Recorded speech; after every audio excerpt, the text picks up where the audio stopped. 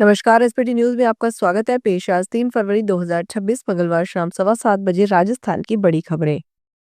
देश की सबसे बड़ी अदालत सुप्रीम कोर्ट ने व्हाट्सएप और उसकी पेरेंट कंपनी मेटा को डेटा शेयरिंग को लेकर कड़ी फटकार लगाई है। कोर्ट ने साफ शब्दों में कहा कि डेटा शेयरिंग के नाम पर देश के लोगों की निजता के साथ खिलवाड़ नहीं किया जा सकता।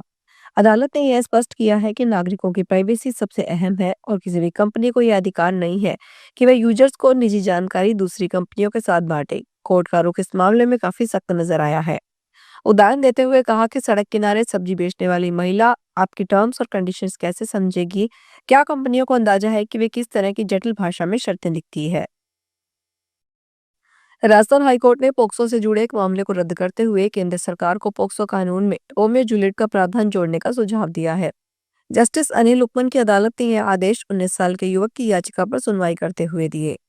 कोर्ट ने कहा कि देश भर में पोक्सो के तहत दर्ज मामलों का एक बड़ा हिस्सा रोमियो जूलियट प्रकृति का है, जहां दो किशोर अथवा किशोर युवा आपसी सहमति से संबंध में होते हैं, लेकिन उम्र के तकनीकी अंतर और सामाजिक पारिवारिक असहमति के चलते पूरा मामला गंभीर आपराधिक मुकदमे में बदल दिया जाता है। राजस्थान में पंचायत चुनाव की कवायद तेज हो गई है। सरकार और राज्य निर्वाचन आयोग की तैयारियों के बीच मार्च के पहले हफ्ते में पंचायत चुनाव की अधिसूचना जारी होने की संभावना है। इसके साथ ही आरक्षण लागू करने और लॉटरी प्रक्रिया भी इसी महीने पूरी कर ली जाएगी। पंचायत चुनाव में आरक्षण और लॉटरी प्रक्रिया वह मुख्य चरण है जो यह तय करते हैं कि कौन सी सीट किस वर्ग के लिए आरक्षित होगी। राज्य निर्वाचन आयोग के मुताबिक राज्य में पहले फेज में 14,600 से ज्यादा ग्राम पंचायतों के चुनाव होंगे। इसके बाद पंचायत समितियों और जिला परिषदों के चुनाव होंगे। कमीशन लेवल पर वोटर लिस्ट को फाइनल किया जा रहा है।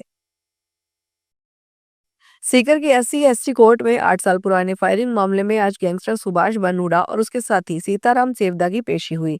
इस मामले में फैसला 9 फरवरी को आ सकता है। दरअसल साल 2018 में सीकर के झुंझुनू बाईपास पर राजू ठेहट गोयम को मनोज ओला एक दुकान में बैठा हुआ था। इसी दौरान सामने से गाड़ी आई। गाड़ी में से बदमाश नीचे उतरे, जिन्होंने दुकान में जाकर मनोज ओला पर फायरिंग कर दी थी। इस मामले में पुलिस ने आरोपियों को गिरफ्तार करके कोर्ट में चालान पेश कर दिया।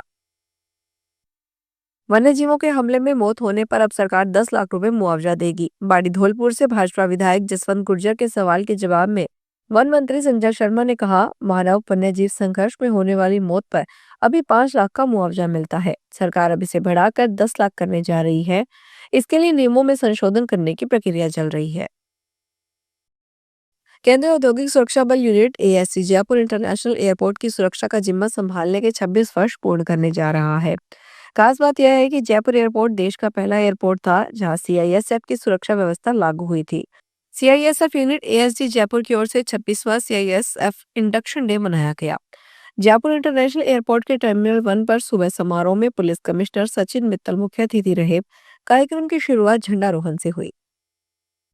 जल्द ही जयपुर मेट्रो को नाम मिल सकता है। साथ ही प्रधानमंत्री नरेंद्र मोदी इस वित्तीय वर्ष के अंतिम महीने में जयपुर मेट्रो लाइन 2 की आधारशिला रख सकते हैं। मेट्रो अधिकारियों ने बताया कि आधारशिला समारोह के बाद जयपुर मेट्रो रेलवे निगम का नाम बदलकर राजस्थान मेट्रो रेलवे निगम हो जाएगा। जयपुर मेट्रो रेलवे निगम के वरिष्ठ अधिकारियों के अनुसार इस बारे में राज्य सरकार ने प्रधानमंत्री कार्यालय से अनुरोध किया। हालांकि केंद्रीय मंत्रिमंडल से परियोजना को अंतिम मंजूरी अभी बाकी है। पोखरण की लाठी थाना क्षेत्र के चाचा गांव के पास राष्ट्रीय राजमार्ग संख्या 11 पर शराब से भरी एक पिकअप गाड़ी पलट गई। यह हादसा गाय को बचाने के प्रयास में हुआ, जिसमें पिकअप चालक मामूली रूप से घायल हो गया। दुर्घटना के बाद सड़क पर शराब की बोतलें बिखर गई और उनमें विस्फोट होने लगा। जानकारी के अनुसार आबकारी विभाग के शराब गोदाम में अंग्रेजी शराब और बियर के कार्टून लेकर यह पिकअप गाड़ी जयपुर से जैसलमेर सप्लाई के लिए जा रही थी। स्वर्ण नगरी जैसलमेर के न्यायिक इतिहास में अति संवेदनशील गवाह बयान केंद्र एक मील का पत्थर साबित होगा।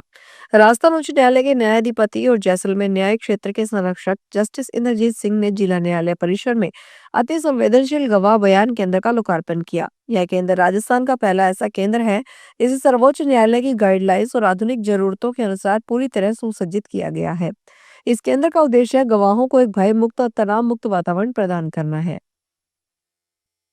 राजस्थान की अल्ट्रा मैराथन रनर सूफिया सूफी ने एक बार फिर देश का नाम रोशन किया है। उन्होंने मनाली से लेह तक की बेहद कठिन 480 किलोमीटर लंबी दौड़ को केवल 98 घंटे 27 मिनट में पूरा कर नया गिनीज वर्ल्ड रिकॉर्ड बनाया है। यह उपलब्धि इसलिए भी खास है क्योंकि इससे पहले यह रिकॉर्ड खुद सूफिया के नाम था, जिसे उन्होंने साल 2021 में बनाया था।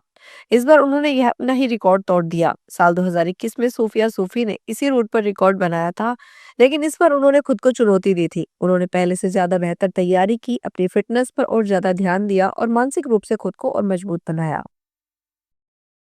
सोने और चांदी के बाजार में भारी उथल-पुथल देखने को मिल रही है। ऐसे में आम लोगों का सोने चांदी के आभूषण खरीदना काफी मुश्किल हो गया है। वहीं दूसरे और महंगे आभूषणों के स्थान पर राजस्थान के प्रतापगढ़ की थेवा कला से बने आभूषणों का एक विकल्प के रूप में देखा जा सकता है। इससे गत कुछ दिनों में यहाँ के थेवा आभूषणों की मांग लगातार बढ़ती जा रही है। बतौर थेवा कारीगरों के गत दिनों में देश भर से उनके पास मांग एकाएक बढ़ गई है। अरावली की गोद से दुर्लभ खनिज भंडार निकलेगा। 100 मिलियन टन से अधिक दुर्लभ खनिज भंडार होने का आकलन है। इसमें कॉपर, गोल्ड, लेड, जिंक और सिल्वर जैसे कीमती खनिज मौजूद है।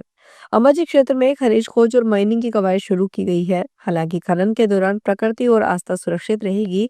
ज्यादातर खनन अंडरग्राउंड होगा। राजस्थान में शिक्षा विभाग का शिविरा पंचांग स्कूल संचालन की रीढ़ माना जाता है, लेकिन समयानुसार संशोधन नहीं होने से एक बार फिर व्यवस्था पर सवाल खड़े हो गए हैं। 12 फरवरी से माध्यमिक शिक्षा बोर्ड की 10वीं और 12वीं की परीक्षाएं शुरू हो रही है, जबकि शिविरा पंचांग में 12 में 13 फरवरी को संस्था प्रधानों की 2 दिवसीय वॉकपीट अभी भी निर्धारित है। इससे संस्था प्रधान असमंजस की स्थिति में है कि वे बोर्ड परीक्षाओं का दायित्व निभाए या वॉकपीट में भाग लें। आज यानी 3 फरवरी को सेंसेक्स में 2500 अंक या 3% की तेजी है। ये 84,200 के स्तर पर पहुंच गया। निफ्टी में भी 750 अंक या 3% की तेजी है। ये 25,850 पर पहुंच गया है। ट्रंप ने भारत पर टैरिफ को 50% से घटाकर 18% कर दिया, जिस वजह से बाजार चढ़ा है। रियल्टी, ऑटो और आईटी शेयर में सबसे ज्यादा खरीदारी है। निफ्टी रियल्टी इंडेक्स करीब 5% चढ़ा है। आईटी और ऑटो इंडेक्स में 4% की तेजी है। राष्ट्रपति द्रौपदी मुर्मू ने मंगलवार सुबह ओडिशा के जाजपुर जिले में बिराजा मंदिर में अपने पूर्वजों की आत्माओं के उद्धार के लिए पिंडदान अनुष्ठान किया। अधिकारियों ने बताया कि मंदिर में सुरक्षा के व्यापक इंतजाम किए गए हैं, जो राष्ट्रपति के दौर के लिए लगभग 600 सुरक्षाकर्मी तैनात किए गए हैं। इसके बाद मुर्मू बालेसर स्थित फकीर मोहन विश्वविद्यालय के दीक्षांत समारोह में शामिल हुई। पहल पूर्वी भारत में उच्च शिक्षा के ढांचे को मजबूत करने की दिशा में अहम कदम मानी जा रही है। फिलहाल इस बुलेटिन में इतना ही, फिर हाजिर होंगे बड़ी खबरों के साथ।